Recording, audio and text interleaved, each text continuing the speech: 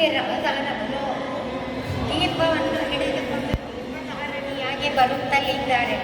ಇದು ಅತ್ಯಂತ ಪ್ರಸಿದ್ಧವಾದ ರಾಜಾ ರವಿವರ್ಮ ಅವರ ಚಿತ್ರ. 1945-46ರಲ್ಲಿ ಅವರು ಬರೆದಂಥ ವರ್ಣಚಿತ್ರ ಇದು. ಇದು ಈಗಲೂ ಸಹ ಜಯಚಾಮರಾಜೇಂದ್ರ ಒಡೆಯರವರ ಆರ್ಟ್ ಗ್ಯಾಲರಿಯಲ್ಲಿದೆ. ಮೈಸೂರಿಗೆ ಹೋದಾಗೆಲ್ಲ ನೀವು ನೋಡಿರ್ತೀರಾ. ಈ ವರ್ಣಚಿತ್ರವನ್ನು ಈಗಾಗಲೇ ಕೋಟ್ಯಾಂತರ ಜನರು ವೀಕ್ಷಿಸಿದ್ದಾರೆ.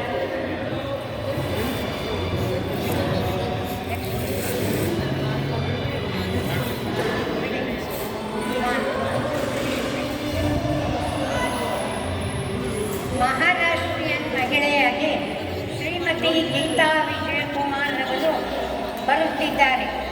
ಇವರು ಕೆಂಪು ಸೀರೆ ಹೊತ್ತು ತಟ್ಟೆಯಲ್ಲಿ ಹಣ್ಣುಗಳನ್ನು ಹಿಡಿದುಕೊಂಡು ಬರುತ್ತಿದ್ದಾರೆ. ಒಂದು ದೃಷ್ಟಿಯಲ್ಲಿ ಇವರು ಮಾದ್ರಿ, ಮಹಾಭಾರತದ ಮಾದ್ರಿ, ಅತ್ಯಂತ ಸುಂದರ ಹೆಂಗಸು. 13ನೇ ಅಧ್ಯಾಯದಲ್ಲಿ ಇವರ ವರ್ಣನೆ ಇದೆ. ಶ್ರೀಮತಿ ಮಧು ತಮ್ಮ ಪ್ರಿಯತಮನಿಗೆ ಹೂ ಕೊಡಲು ಇದ್ದಾರೆ. ಈ ವರ್ಣಚಿತ್ರ ಹೈದರಾಬಾದ್ ಸಾಲಾರ್ಜಂಗ್ ಮ್ಯೂಸಿಯಂನಲ್ಲಿದೆ. ಶ್ರೀಮತಿ BK ಸರಸ್ವತಿ ಹಾಲಿನ ಗಿಂಡಿಯನ್ನು ಹಿಡಿದುಕೊಂಡು ಬರುತ್ತಿದ್ದಾರೆ. ಹಳೆ ಕಾಲದಲ್ಲಿ ಇವರು ಎದುರಿಗೆ ಬಂದರೆ ಇದೊಂದು ಶುಭ ಸಂಕೇತವೆಂದು ತಿಳಿಯಲಾಗುತ್ತಿದ್ದು, ಇದು ವೀಕ್ಷಕರ ಅಪಾರ ಜನಮನ್ನಣೆಯನ್ನು ಗಳಿಸಿದೆ.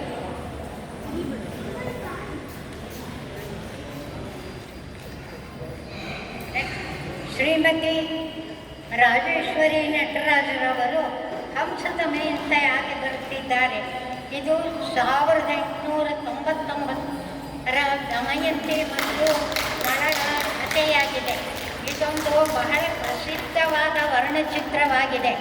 ಇದರಲ್ಲಿ ಈ ದಮಯಂತಿ ನಳನೊಡನೆ ಹಂಸದ ಮೂಲಕ ಸಂವಹನ ಮಾಡ್ತಾ ಇದ್ದಾರೆ. ಹಾಗಾಗಿ ಅವರು ಹಂಸದೊಂದಿಗೆ ಅತೀವ ವ್ಯಕ್ತಪಡಿಸ್ತಿದ್ದಾರೆ ಅವರ ಪ್ರೀತಿ ಪ್ರೇಮನ.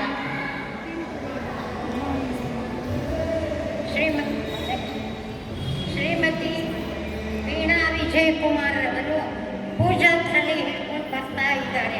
ಇವರೊಬ್ಬ ಮಹಾರಾಷ್ಟ್ರ ಮಹಿಳೆಯನ್ನು ಪ್ರತಿನಿಧಿಸುತ್ತಿದ್ದು 19ನೇ ಶತಮಾನದಲ್ಲಿ ಪೂಜಾ ಥಾಲಿಯಲ್ಲಿ ಇರುವ ವಸ್ತುಗಳನ್ನು ಹಿಡ್ಕೊಂಡಿದ್ದಾರೆ. ಅವರು ನೋಡಿ ದೇವಸ್ಥಾನ ಹೊರಟೇ ಬಿಟ್ಟಿದ್ದಾರೆ, ಅಷ್ಟೇ ಚೆನ್ನಾಗಿ ಬಂದಿದ್ದಾರೆ ಇವತ್ತು. ಶ್ರೀಮತಿ ರೇವತಿ 1983ರ ಮಹಾರಾಣಿ ಲಕ್ಷ್ಮೀಬಾಯಿಯ ಚಿತ್ರಣ ಇದು. ಇವರು ರಾಜಾ ರವಿವರ್ಮ ಪತ್ನಿಯ ಸಹೋದರಿ. ಅತ್ಯಂತ ಗಾಂಭೀರ್ಯ ಹಾಗೂ ರಾಜು ಚಿಹ್ನೆಯನ್ನುಳ್ಳವರು. ಇನ್ನೊಂದು ಜೋರಾದ ಚಿತ್ಕಾರ ಇವರುಗಳಿಗೆ. 8ನೇ ವರ್ಣಚಿತ್ರ. ಶ್ರೀಮತಿ ಪ್ರೇಮಾರವರು ಹಣ್ಣನ್ನು ಹಿಡ್ಕೊಂಡ್ಬರ್ತಿದ್ದಾರೆ. ಇದೇನಪ್ಪ ಹಣ್ಣು, ಯಾರಿಗಾಗಿ ಅಂದರೆ ಅವರು ಅವರ ಪ್ರಿಯತಮನಿಗೆ ಹಿಡ್ಕೊಂಡ್ಬರ್ತಾ ಇದ್ದಾರೆ, ಹಿಡ್ಕೊಂಡು ಕೊಡಬೇಕು ಅಂತ. ಇದೊಂದು 19ನೇ ಶತಮಾನದ ವರ್ಣಚಿತ್ರ. ಇದು ಆರ್ಟ್ ಗ್ಯಾಲರಿಯಲ್ಲಿದೆ. ಶ್ರೀಮತಿ ಪ್ರೇಮಕುಮಾರಿ. ಶ್ರೀಮತಿ ಪದ್ಮಪ್ರಿಯ ಕೇರಳದ ನಾಯರ್ ವಂಶಸ್ಥದ ಹೆಸರುವಾಸಿಯಾದ ಮಹಿಳೆ. ಇವರು ಮುತ್ತಿನ ಸರ ತಯಾರಿಕೆಯಲ್ಲಿ ಬರುತ್ತಿದ್ದಾರೆ. ಇದು 1895ರ ಚಿತ್ರವಾಗಿದ್ದು ಪ್ರತಿಯೊಬ್ಬರ ವೀಕ್ಷಣೆಯಲ್ಲಿ ಬಹಳ ಪ್ರಾಮುಖ್ಯತೆ ಪಡೆದಿದೆ.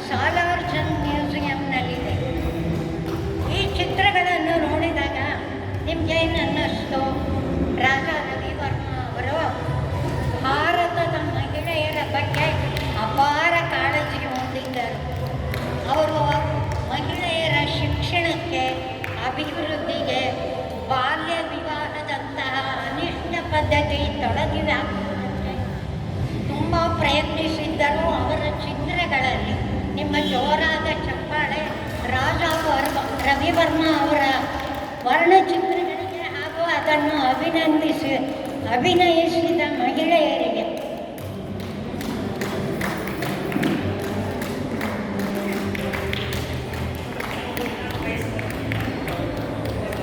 ಎಲ್ಲ ಮಹಿಳೆಯರಿಗೂ ಧನ್ಯವಾದಗಳು. ಅತ್ಯಂತ ಸೊಗಸಾಗಿ ನಿಂತಿದ್ದೀರ